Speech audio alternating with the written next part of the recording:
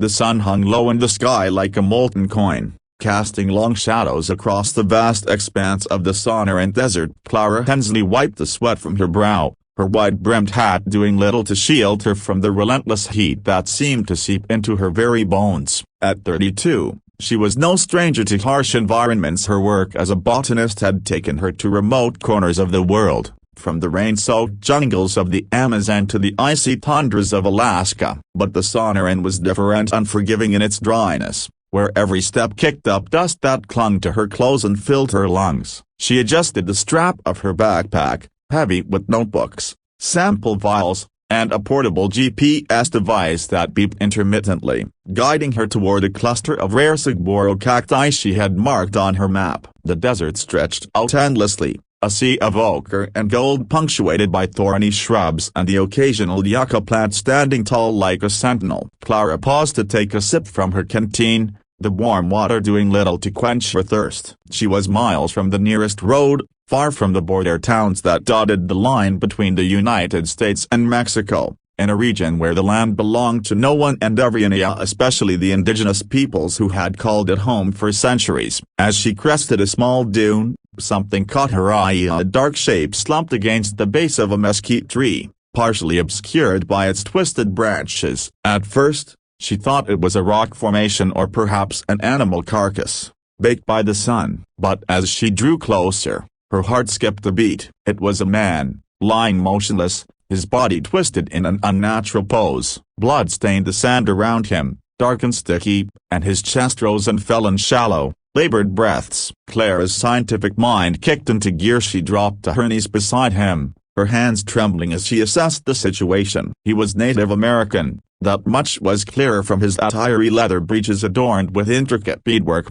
a fringed shirt worn open to reveal a deep gash across his ribs, and feathers woven into his long, black hair. His face was painted with red and black streaks, symbols she didn't recognize but knew held cultural significance. A warrior, she thought, her mind flashing to the stories she'd heard of the Tohono people, whose ancestral lands spanned this very desert, divided unnaturally by the international border. The man's eyes fluttered open as she touched his shoulder, dark and piercing, filled with a mix of pain and defiance. "Go away," he rasped in English, his voice thick with accent and exhaustion. "This is not your fight." Clara ignored him, her training as a field researcher including basic first aid overriding any fear. She shrugged off her backpack and rummaged for her medical kit, a small pouch with bandages, antiseptic wipes, and painkillers. "I'm not leaving you here to die," she said firmly, her voice steady despite the adrenaline surging through her veins. She cleaned the wound as best she could, wincing at the sight of the jagged cut, likely from a knife or arrow. It was infected, the edges red and swollen, but not fatal if treated soon. The man watched her with wary eyes, his hand instinctively reaching for a dagger at his belt, but he was too weak to draw it. "Who are you?"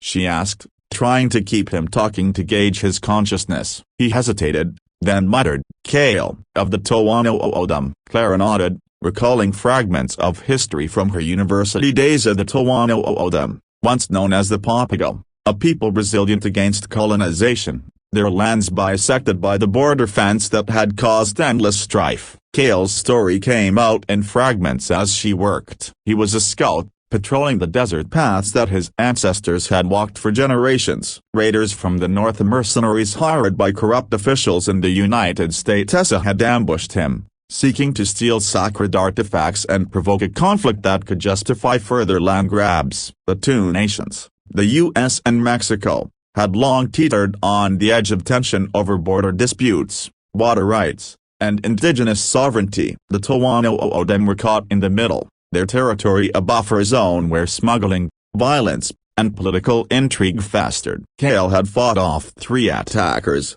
killing one, but the wound had sapped his strength. If he didn't return to his village with the relic he carried, a small, carved stone amulet symbolizing an ancient treaty, he feared his people would assume the worst and launch retaliatory strikes, igniting a war that could engulf the region. Clara listened, her hands moving methodically to wrap the bandage. She was no activist, no politician. Her world was plants, ecosystems, the quiet science of preservation. Yet here she was, thrust into a human drama that mirrored the fragility of the desert flora she studied. As the sun dipped lower, painting the sky in hues of orange and purple, Clara helped Cale to his feet. He leaned heavily on her, his muscular frame a stark contrast to her slender build. "You must leave me," he insisted again, but she shook her head. "Your village, how far?"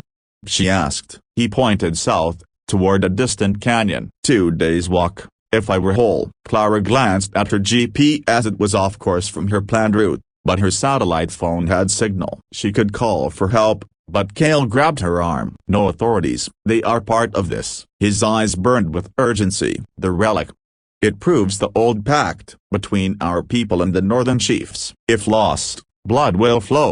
Clara felt a chill despite the heat. She had read about such treaties of forgotten agreements from the 19th century, buried in archives, that recognized indigenous rights across borders. If this amulet was authentic, it could change everything. They set off together, Clara supporting Cale as they navigated the treacherous terrain. The desert came alive at dusk. Coyotes howled in the distance, and the air cooled rapidly, forcing Clara to share her jacket. Cale spoke little, conserving energy, but when he did, his words painted a vivid picture of his world. He described the O'odham legends of the desert spirits, the Aito who created the people from clay and taught them to survive in this harsh land. Clara shared her own story of growing up in a small Arizona town, her fascination with botany sparked by childhood hikes, her divorce 2 years ago that had left her seeking solitude in the field. They bonded over shared respect for nature. Cale pointed out edible plants she had overlooked,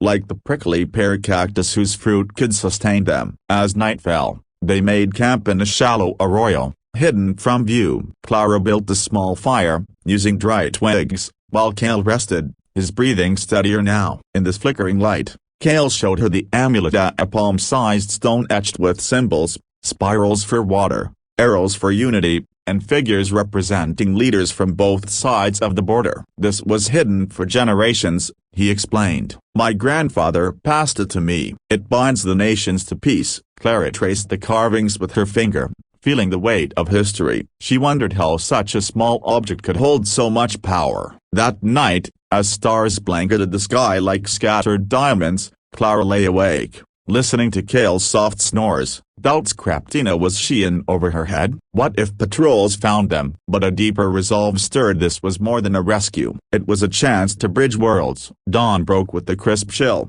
the desert awakening in a symphony of bird calls and rustling lizards. Clara helped Cale stand, noting his color had improved. They pressed on, the canyon looming closer. Along the way, they encountered signs of conflict: abandoned campsites with bullet casings, tire tracks from vehicles that shouldn't be there. Cale tensed at each discovery, his hand on his dagger. "The raiders are still out here," he warned. Clara's heart raced. She was unarmed, save for a multi-tool knife. As they descended into a wash, voices echoed ahead. They ducked behind boulders, peering out. 2 men in camouflage, speaking in low Spanish-accented English, searched the ground. Likely the same raiders. One held a rifle, the other a map. Cale's eyes narrowed. "They want the amulet." Clara's mind whirled. She whispered, "We can circle around." But Cale shook his head. They blocked the path. In a bold move, Clara suggested a diversion. She tossed a rock far to the left,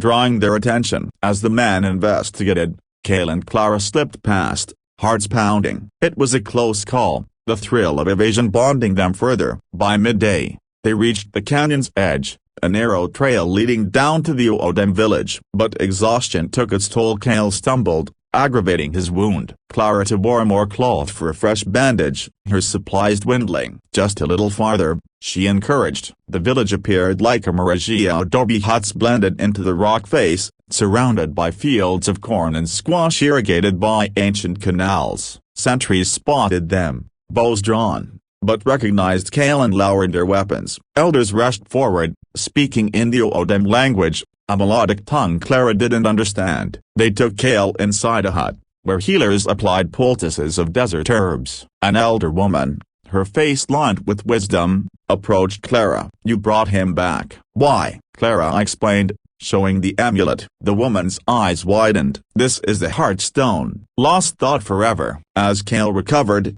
The village elders convened. Clara was invited to the council fire, a rare honor for an outsider. They shared stories of oppression, the border fence that split families, the water diverted by dams, the raids funded by greedy corporations. The Heartstone, they revealed, was key to a 1848 treaty, predating the Gadsden Purchase, that guaranteed O'odham rights. But copies had been destroyed. This artifact was the last proof. With it, they could petition both governments, exposing the raiders as agents of a land grab scheme by a powerful mining company seeking copper beneath the desert. Clara's role evolved. She wasn't just rescuer but a witness. She used her satellite phone to contact a trusted colleague in Washington, a historian who could authenticate the stone. But danger lurked. The raiders tracked them to the village. That night, under a full moon, alarms sounded. Gunfire echoed as attackers assaulted the perimeter. Cale, bandaged but fierce, joined the defense, his bow singing arrows into the dark. Clara, hiding in a hut, felt helpless until she grabbed a staff and helped barricade doors. The O'odham repelled the assault, but not without loss. A young warrior fell, his blood staining the earth. In the aftermath, Cale approached Clara, gratitude in his eyes. "You have the spirit of the desert. Will you carry the stone north?" Clara nodded, knowing the risk. She would cross the border, evading patrols, to deliver it to allies in the U.S. Capitol. As she prepared to leave at dawn, Cale pressed a feather into her hand. For protection. Their farewell was brief, charged with unspoken emotions. Clara's journey north was perilous. She hiked through hidden passes, guided by O'odham scouts. Border agents patrolled with drones and dogs, but she slipped through, the amulet hidden in her backpack. In Tucson, she met her contact, who verified its authenticity. Newsprint leaks to the press exposed the mining company's plot. Protests erupted on both sides of the border, indigenous groups uniting. Back in the desert, Cale rallied his people. The Heartstone's revelation forced negotiations. Diplomats from the U.S. and Mexico met with O'odham leaders. The treaty renewed. Borders softened for the tribe. Water rights restored. Clara returned to her botany, but forever changed. She and Cale met again, under the same mesquite tree, where it began. "You saved more than me," he said. "You healed nations.